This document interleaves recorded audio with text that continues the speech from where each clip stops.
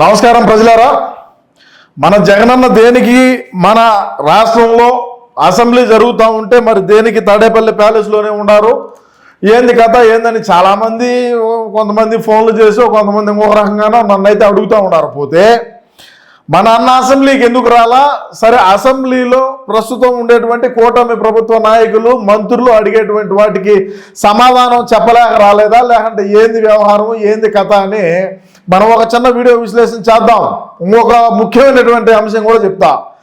Telugu Desam party ప్రస్తుతం ఉండేటువంటి మంత్రులు ఎవరైతే ఉన్నారో మంత్రులు అడిగినటువంటి వాటికి మా అన్న సమాధానం చెప్పలేకపోయినా కూడా నేనైతే ఖచ్చితంగా సమాధానం చెప్తానని ఈ వీడియో ద్వారా తెలియజేస్తున్నా. ఇకపోతే మన అన్నకు ప్రతిపక్ష హోదా ఇచ్చేటువంటి దమ్ము ప్రస్తుతం ఉండేటువంటి స్పీకర్ కానీ అదేవిధంగా ముఖ్యమంత్రికి కానీ కూటమి ప్రభుత్వానికి కానీ ఉన్నదా? ఏంది బా సీమరాజు పెద్ద పెద్ద మాట మాట్లాడతారు అనుకోవచ్చు. మన అన్న చేసినటువంటి గొప్ప, మన అన్న పాలించినటువంటి పాలన, మన అన్న చేసినటువంటి అప్పులు, మన అన్న ఏ విధంగా రాష్ట్రాన్ని దివాలా తీసినాడని రాష్ట్ర ప్రజానికానికి తెలియాలంటే అసెంబ్లీలో కూర్చొని మాట్లాడితేనే కదా తెలిసేది, లేకంటే ఎట్లా తెలుస్తుంది? అసెంబ్లీలో కూర్చొని నేను ఈ విధంగా పాలన చేసినాను, పాలన చేయబట్టి ఈరోజు రాష్ట్రానికి ఈ గతి పట్టిందని చెప్పి ఆయన చెప్తేనే కదా మేము మైకులు చేపట్టుకొని తిరుగుతూ ఉన్నాం. మీకేమన్నా అర్థం కాలేదేమో, ఇదో మైకులు చేపట్టుకొని మీరు నీ మైక్ కూడా జారిపోతుంది, ఏం చేద్దాము, దీనికి వైర్ లేదు, ఏమరా వైర్ అన్నా ఇచ్చేదిలా. సరే, ఏదో ఆర్థికంగా అంతంత మాత్రమే ఉన్నాం కాబట్టి మైకులు కూడా తెచ్చుకున్నాం. మీరు మైకులు ఆడిచ్చారో హీరోనని అసెంబ్లీలో కూర్చొని మైకులు మీరు ఈగిపోయినా మా మైకులు తెచ్చుకొని మేము ఏ విధంగా రాష్ట్రాన్ని దివాలా తీసినాం, ఏ విధంగా సంపూర్ణ మద్యపాన నిషేధం చేసినాం, ఏ విధంగా లిక్కర్ స్కాములు చేసినాం, ఏ విధంగా ఇసుక మైనింగు ఎర్రచందన అక్రమ రవాణా చేసినాం, ఏ విధంగా రాష్ట్రాన్ని పెట్టుబడులు గతంలో అప్పుడు చంద్రబాబు నాయుడు గారు ముఖ్యమంత్రిగా ఉన్నప్పుడు తెచ్చినటువంటి కంపెనీలను ఏ విధంగా తరివేసినాం, రాష్ట్రానికి ఎక్కడా కూడా ఆదాయం లేకుండా ఎట చేసినాం, అదేవిధంగా చూస్తే మెగా డిఎస్సీలు ఎన్ని పెట్టినాం, ఎన్ని ఉద్యోగాలు ఇచ్చినాం, ఎన్ని కంపెనీలు మేము తెచ్చినాం, ఏ విధంగా చేపల మార్ట్లు, ఫిష్ మార్ట్లు, అదేవిధంగా చికెన్ మార్ట్లు పెట్టినాం. ఇవన్నీ కూడా నాకు చెప్పేటువంటి హక్కు ప్రధాన ప్రతిపక్ష హోదా ఇచ్చి ఆ తరువాత చూడండి మా తడాకా అని జగనన్న అయితే ఇంట్లో నుంచి బయటికి కూడా రానటువంటి పరిస్థితి. రాజధాని ఏ విధంగా కట్టినాం, అమరావతి రాజధాని ప్రాంత రైతులను ఏ విధంగా ఇబ్బంది పెట్టినాం, మహిళని కూడా చూడకుండా ఏ విధంగా వాళ్ళను బస్సులు ఎక్కించినాం, ఏ విధంగా వాళ్ళ మీద లాఠీ చార్జ్ చేయించినాం. ఇవన్నీ రాష్ట్ర ప్రజానికానికి తెలియాలంటే మాకు ప్రతిపక్ష హోదా ఇవ్వండి. మాకు వచ్చింది 11 స్థానాలే, అయినా కూడా మాకు ప్రతిపక్ష హోదా ఇవ్వాలా? మేము చేసినటువంటి గొప్ప గొప్ప పనులన్నీ మీకు తెలియాలంటే మాకు ప్రతిపక్ష హోదా ఇచ్చి తీరాల్సిందే.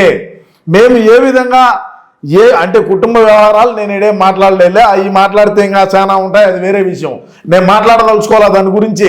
ఏ విధంగా మా మంత్రుల పని తీరు ఉన్నది, మైకులు చేపట్టుకొని తిరిగేటువంటి పరిస్థితి ఈరోజు మాకు. ఎందుకంటే మీరు మైకు లీరేమోనే, ఇప్పుడు మీరు మైకు లీకుంటామంటే మా మైకులు మేము సంఘంలో పెట్టుకొని తెచ్చుకొని ఉన్నాం. మీరు కన్నా ప్రతిపక్ష హోదా ఇచ్చినారు అంటే ఇదే మైకు పంపిస్తా జగనన్నకు. నేను గతంలో ఆ రోజు కూడా చెప్పిన, రాష్ట్ర ప్రజలారా మీకు గుర్తుంటే అన్న ఖచ్చితంగా అసెంబ్లీ లేకపోయి పులివెందుల శాసనసభ్యుడిగా అని ప్రమాణం చేసి అదే ఆయన బయటకు వచ్చాడని చెప్పిన, వచ్చినాడా లేదా? ఎస్, ఈ రోజు కూడా నేను చెప్తా ఉన్నా, మీరు ప్రధాన ప్రతిపక్ష హోదా ఇచ్చితే తప్పకుండా వచ్చాడు. వేడి నీళ్ళు వేయండి, అదేవిధంగా చూసుకుంటే ఇంకా చాలా ఉంటాయి, ఎగ్ పప్పులు పెట్టండి, ఇంకా చాలా ఉంటాయి. అంటే మేము గతంలో దళితుల బిడ్డల్ని ఏ విధంగా ఇది చేసినాం, దళిత డాక్టర్ని ఏ విధంగా మెంటలోడిగా చిత్రీకరించి ఆయన చనిపోయేట్టుగా చేసినాం. ఇటువంటివన్నీ చెప్పాలి అంటే మాకు ఖచ్చితంగా అసెంబ్లీలో ఓకే మేము చెప్పాలా, కానీ మీరు మాకు ప్రతిపక్ష హోదా ఇవ్వాలి కదా, ఇది మా డిమాండ్. అదేవిధంగా 11 నియోజకవర్గాల్లో ఉండేటువంటి 11 నియోజకవర్గ శాసనసభ్యులు కూడా వాళ్ళ మైకులు అయితే తెచ్చుకొని ఉన్నారు, ఇబ్బంది ఏం లేదు. మీరు ఒకవేళ క్యాంటీన్లో భోజనం చేసినా మేము బయటికి పోయి 5 స్టార్ హోటల్లో భోజనం చేసి వచ్చాం, మేమేం అక్కడ క్యాంటీన్లో కూడా భోజనాలు ఏం చేయం, మేము క్యాంటీన్లో కూడా ఏం నిలబడం. మీరు కేవలం మాకు ప్రతిపక్ష హోదా ఇచ్చినారు అంటే చాలు, మేము మిగతా కథ మేము ఆడిస్తాం, మీకేం ఇబ్బందిలే. మా సజ్జలన్న మొన్నే చెప్పినాడు, ఏమని చెప్పినాడయా, మీరు ప్రతిపక్ష హోదా ఇచ్చి చూడండి, తడాక ఏందో చూపిస్తామన్నాడు.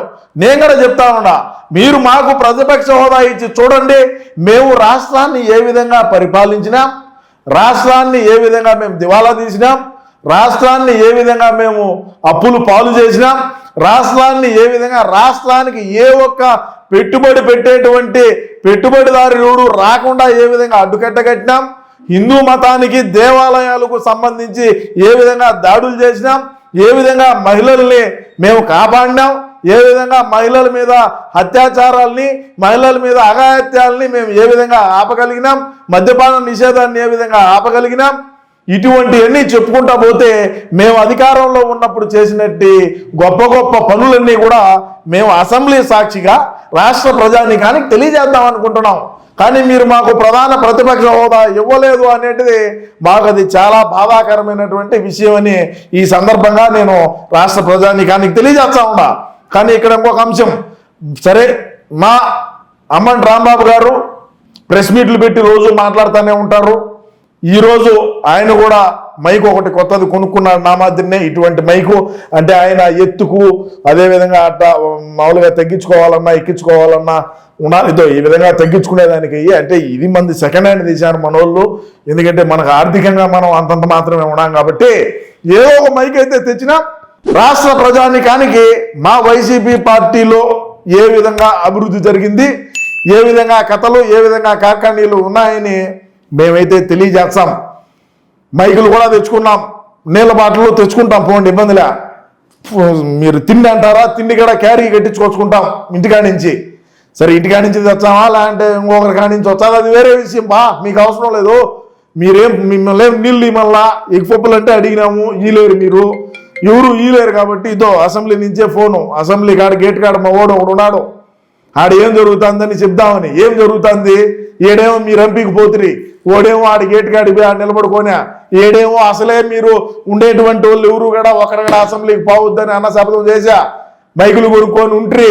సరే ఏది ఏమైనప్పటికీ కూడా ప్రస్తుతం జరుగుతున్నటువంటి అసెంబ్లీ సమావేశాల్లో మా వైసీపీ పార్టీకి ఎవరైనా సరే మా అన్నని కానీ మా పార్టీని కానీ మీరు ప్రశ్నించితే నేను సమాధానం చెప్పేదానికి సిద్ధంగా ఉన్నానని ప్రస్తుతం ఉండేటువంటి కూటమి ఎమ్మెల్యేలకు మంత్రివర్యులకు కూడా తెలియజేసుకుంటూ, ఏది ఏమైనప్పటికీ రాష్ట్ర ప్రజలారా మా నాన్న అసెంబ్లీకి పోవాలా లేదా అనేది మీ అమూల్యమైన అభిప్రాయాన్ని తప్పకుండా కామెంట్ రూపంలో అయితే తెలియజేయండి. నమస్కారం.